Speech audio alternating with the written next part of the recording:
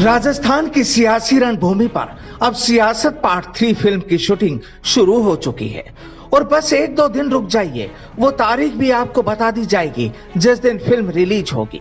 अब वो बात अलग है कि सियासी चौसर पर वो तैयार होने वाली फिल्म कितनी कामयाब होती है। और जनाब, बात तो ये भी कि आखिर कौन सा किरदार इस सियासी बिसात पर शह और मात का खेल खेलकर कामयाब होता है, देखना ये भी होगा। अब आप भी सोच रहे होंगे कि भाई आखिर ये सियासी पार्ट 3 फिल्म का माजरा क्या है, तो चलिए आपको वो भी बता देते हैं। हुजूर, पिछले कुछ वक्त में सूबे के हमारे 4 रहनुमाओं को खुदा ने अपने पास बुला लिया, जिसके बाद उनकी आत्म शांति के लिए कामनाएं आपने और हम सभी ने की थी। लेकिन अब सियासत का दस्तूर है कि अगर कोई अच्छा नेता हमारे बीच से हमेशा के लिए जुदा हो जाता है तो उन जगहों पर खाली हुई कुर्सी को वापस भरा जाना होता है और ये जनता ही उनको चुनती है।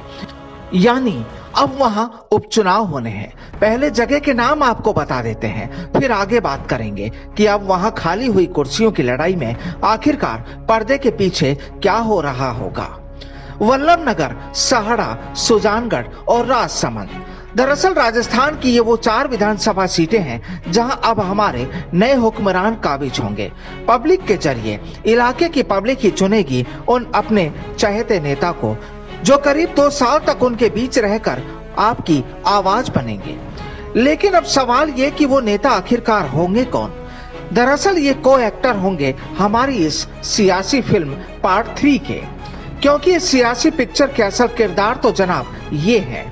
सूबे के हालिया मुखिया जनाब अशोक गहलोत साहब, सूबे के पूर्व मुखिया वसुंधरा राजे जी और साहब तीसरा नाम आता है इन साहब का, जिन्होंने पिछले दिनों में सूबे की हुकूमत और सियासत में ऐसी खलबली मचाई थी कि तमाम नेता इधर से उधर हो रहे थे।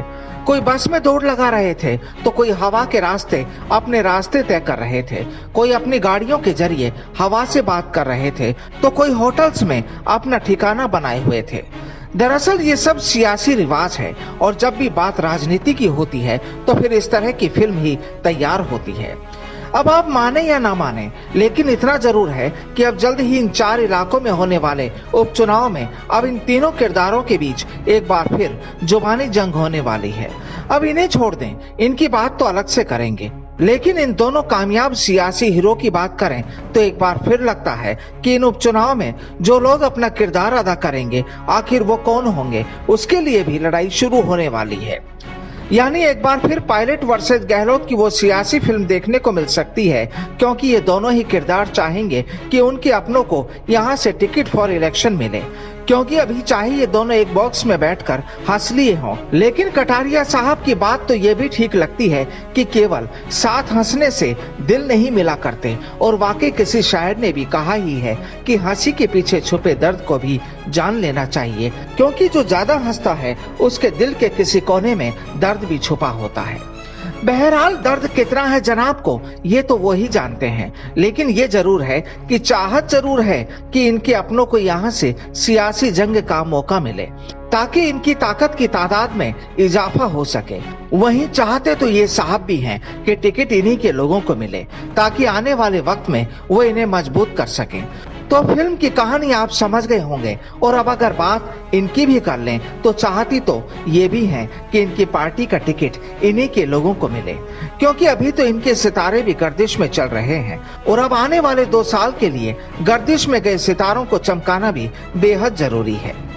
बहरहाल अब चाहे भाजपा हो या फिर कांग्रेस, दोनों ही दलों के प्रत्याशियों के टिकट का फैसला तो हिंदुस्तान की राजधानी से ही होना है। अब वो बात अलग है कि सिफारिश सूबे में तैयार होगी और फैसला राजधानी से। लेकिन हाँ, इतना जरूर जान लीजिए कि ये सफर नहीं इतना आसान, बस इतना समझ लीजिए। Bureau report, the fact India.